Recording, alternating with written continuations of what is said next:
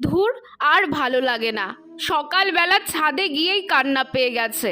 এই কষ্ট একমাত্র তারাই বুঝবে যারা ছাদ বাগানি। টবটা যে কি করে ভাঙলো কে জানে।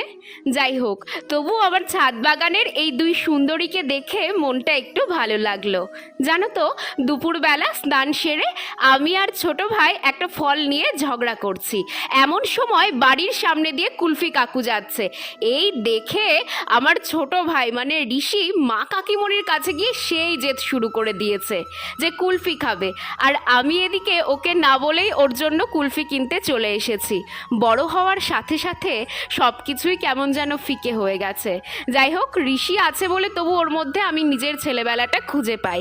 জানো তো, আমাদের এখানে বৈশাখ মাসেও কিছু জায়গায় চড়ক মেলা হয়, আর আজ তাই দেলের লোকজন নাচ করতে এসেছে। ব্যাস, আজকের দিনটা এভাবেই ভালো মন্দ মিশিয়ে কেটে গেল।